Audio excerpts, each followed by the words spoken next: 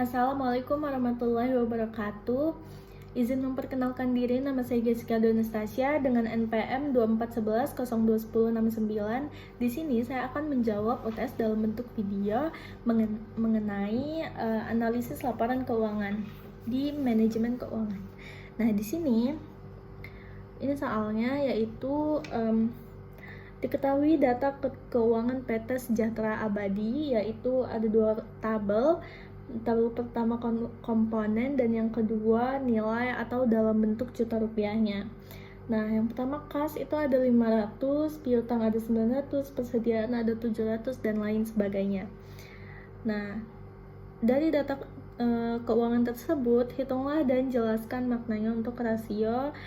Yang pertama itu rasio likuiditas. Hitung juga dengan current rasionya dan quick rasionya. Oke, kita langsung aja masuk ke rasio likuiditasnya terlebih dahulu. Yang pertama itu ada current ratio.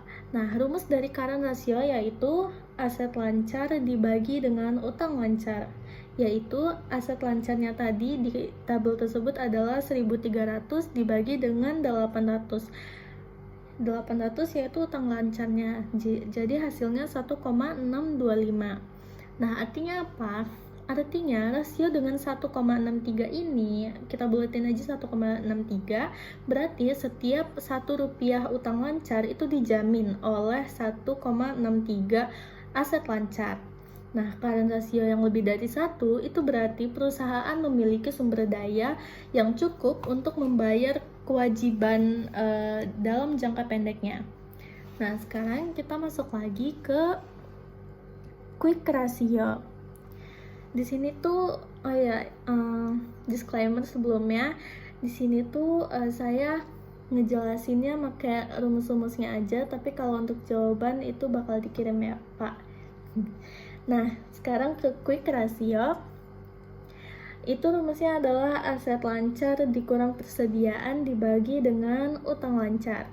Nah, aset lancarnya tadi 1.300 dikurang dengan persediaannya 800, hasil dibagi dengan utang lancarnya yaitu 800 sama dengan 0,75. Artinya apa? Artinya rasio 0,75 ini menunjukkan bahwa tanpa menjual persediaan, perusahaan tuh hanya mampu menutupi 75% kewajiban jangka pendeknya. Artinya likuiditasnya itu, likuiditas cepatnya masih perlu diperbaiki. Nah, yang kedua, sekarang kita masuk ke rasio solvabilitas atau leverage. Nah, di sini kita akan menghitung dengan debt to asset ratio atau DAR dan debt to equity ratio atau DER. Nah, rumus dari DAR adalah total utang dibagi dengan total aset, yaitu 1.400 dibagi dengan 2.400 yang hasilnya 0,583 atau 58,3%.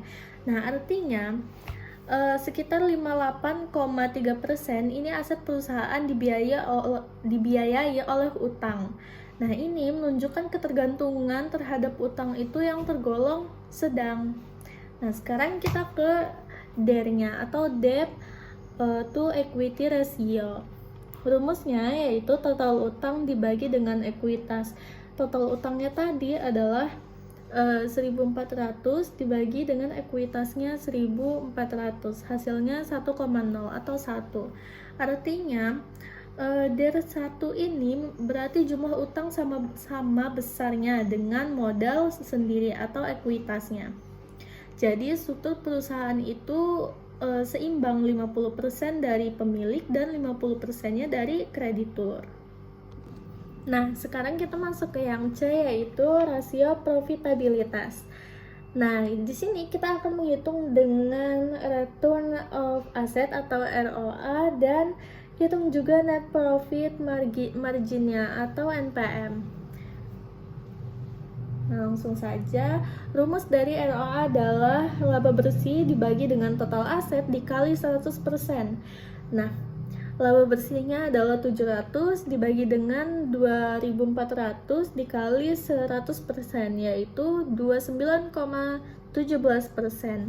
Artinya, ROA sebesar 29,17% ini menunjukkan bahwa setiap 100 rupiah aset itu menghasilkan 29,17 laba bersihnya. Ini tuh angka yang sangat baik karena standar rata-rata industri umumnya di bawah 15-20%. Nah, sekarang kita ke net profit margin atau NPM. Rumusnya yaitu laba bersih dibagi dengan penjualan bersih dikali 100%, yaitu 700 dibagi 3.400 dikali 100%, yang hasilnya 20,59%. Artinya dari setiap 1 rupiah penjualan itu perusahaan tuh memperoleh laba bersih sekitar 0,21 gitu. Jadi artinya margin keuntungannya itu tuh tergolong baik juga.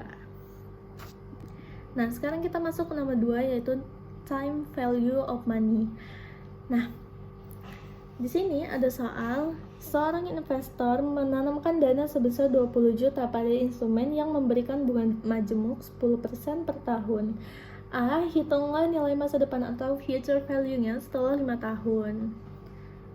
Jadi langsung aja kita pakai rumus future value, yaitu present value dikali dengan 1 plus R dipangkatin dengan N.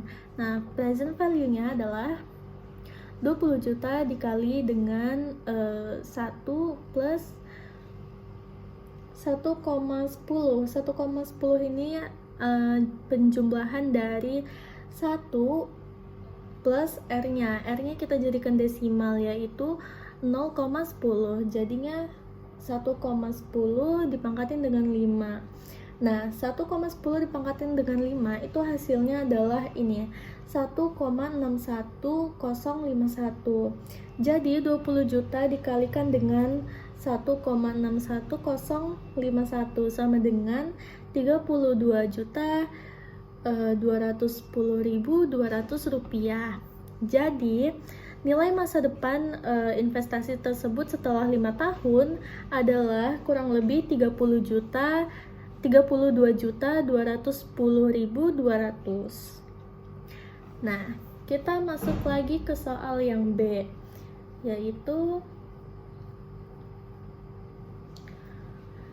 jika investor ingin mengetahui nilai sekarang atau present value dari 17.105.000 rupiah yang akan diterima 5 tahun lagi dengan tingkat bunga yang sama, berapa nilainya?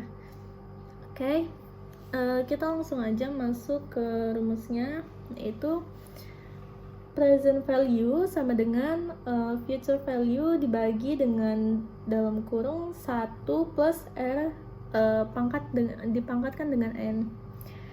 Nah, langsung aja 17.105 yang tadi itu future value-nya yang dari soal dibagi dengan 1,61051 sama dengan 10.620.000.